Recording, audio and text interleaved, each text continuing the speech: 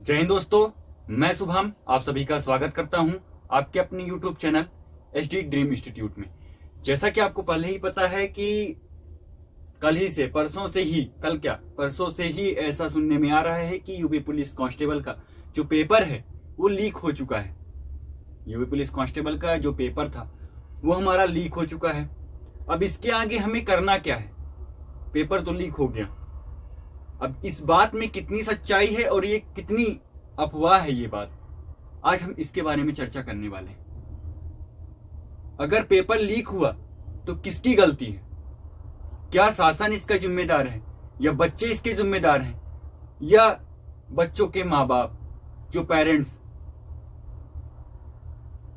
क्या वो पिता जिम्मेदार हो सकता है जो 24 घंटे खेत में पानी लगाता है, 10-12 घंटे वो खेत में पानी ही लगा रहा है और अपने बच्चे को केवल इतना बोल के गया है कि 5 साल में एक बार वैकेंसी आती है, बेटा पढ़ ले? या फिर वो माँ जो बच्चे के बिस्तर पे जिस टेबल में वो पढ़ाई कर रहा है उस टेबल में ला करके खाना देती है, कहती बेटा तू वहां तक जाएगा तेरा समय बर्बाद होगा, पढ़ाई कर ले, 5 साल में एक बार वैकेंसी आती है, पढ़ाई कर ले। या फिर वो सरकार जो दावा करती है कि हम नकल नहीं होने देंगे, कौन जिम्मेदार है? या वो बच्चा जो 8-8, 9-9 घंटे, 10-10 घंटे लगातार टेबल में बैठ करके पढ़ाई कर रहा है, इसके पीछे कौन जिम्मेदार है और कौन जिम्मेदारी लेगा? विषय आज का ये है कि कौन जिम्मेदार है। चाहे वो फिर 2017 की दरोगा, यूपी पुलिस दरोगा की वैकेंसी हो जाए, वो भी लीक हो गया था पेपर। या फिर मध्य प्रदेश में देख लीजिए, कुछ ही दिन पहले यहां का पेपर हुआ है, मध्य प्रदेश पुलिस का हो या फिर पटवारी का हो, पटवारी की परीक्षा, पटवारी जैसे उच्च लेवल की परीक्षा, उसमें भी सेंटर ही बिक गया। यहां तो पेपर लीक हुआ, वहां तो सेंटर ही बिक गया। एक ही सेंटर के 30-30, 40-40 लोग पास हो रहे हैं, एक ही घर के, एक ही परिवार के 3-3, 4-4 बच्चे पास हो रहे हैं। इसका कौन जिम्मेदार है? या वो टीचर जिम्मेदार है जो 8-8, 9-9 घंटे बोर्ड पे खड़ा होकर के पढ़ाता है, महज कुछ 150 रुपए की फीस लेकर के, कि जो बच्चा गरीब है, जो मिडिल क्लास से बिलोंग करता है, वो भी बच्चा पढ़ सके? कौन जिम्मेदार है इसका?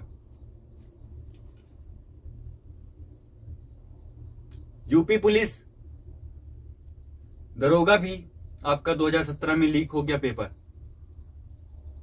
अब हमें इसके आगे क्या करना चाहिए? देखिए, सबसे पहले हमें सब्र रखना है। पेपर लीक हो गया, मैं मानता हूं पेपर लीक हो गया, या फिर नहीं लीक हुआ है, या फिर ये अफवाह है, ये काम प्रशासन का है, प्रशासन के ऊपर छोड़ दीजिए।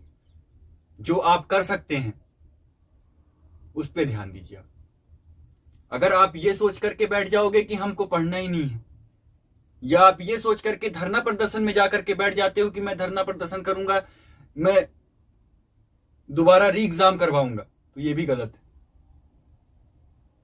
इसके लिए हमें धैर्य बना करके रखना है, हमें परेशान नहीं होना है।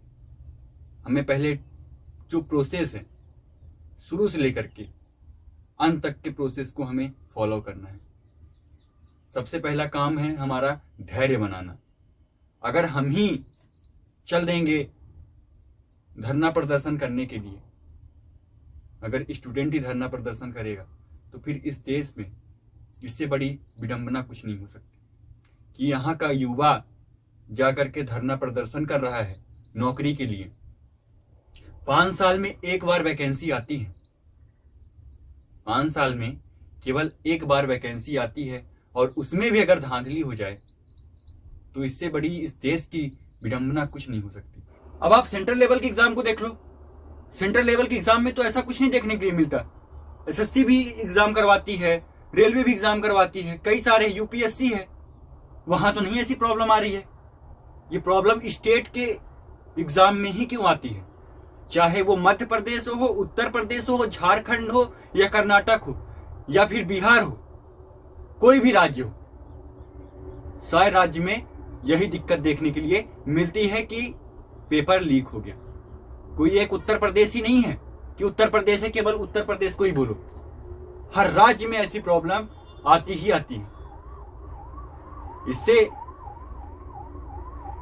केवल इसमें प्रशासन बस की गलती नहीं है, इसमें जो वो बच्चा लेता है पेपर जो बच्चा ले रहा है, अगर लीक करवा रहा है कोई ना, तो कोई लेता होगा तब तो वो पेपर लीक हो रहा है। तो केवल सरकार की गलती नहीं है या प्रशासन की गलती नहीं है, गलती उनकी भी है जो ये पेपर ले रहे हैं। अगर पेपर नहीं लिया होता तो क्यों सामने वाला पेपर लीक करता?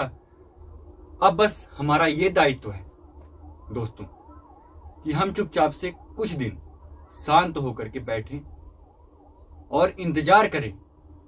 शांत होने का, बैठने का मतलब ये नहीं है कि हम लोग एकदम से खाली बैठ जाएंगे, कुछ नहीं करना है, कोई काम नहीं करना है। जो हमारा ट्विटर कैंपेन है वो हम लोग कर सकते हैं, और जो आस पड़ोस के अपने डीएम वगैरह हैं उनसे हम लोग एक लिख करके उनके पास जानकारी पहुंचा सकते हैं। किसी भी प्रकार से ये जानकारी जो है कि पेपर लीक हुआ है, ये बात मुख्यमंत्री तक पहुंचनी चाहिए और पहुंचाना हमारा दायित्व है। हम सब मिल करके इस दायित्व को उठाएंगे और ये बात हम लोग मुख्यमंत्री तक पहुंचाएंगे। धरना प्रदर्शन करने से कुछ नहीं मिलता। हम लोग जब जरूरत पड़ेगी तो वो भी करने के लिए हम सब तैयार हैं। लेकिन अभी ट्विटर कैंपेन से अगर काम हो रहा है हमारा, या फिर हमारी सरकार बात मान ले रही है और इसकी गहन जांच करवा रही है, और जांच में जो भी दोषी है उसके खिलाफ सख्त से सख्त कार्रवाई होनी चाहिए। बस हम लोग यही मांग करते हैं। जय हिंद, जय भारत।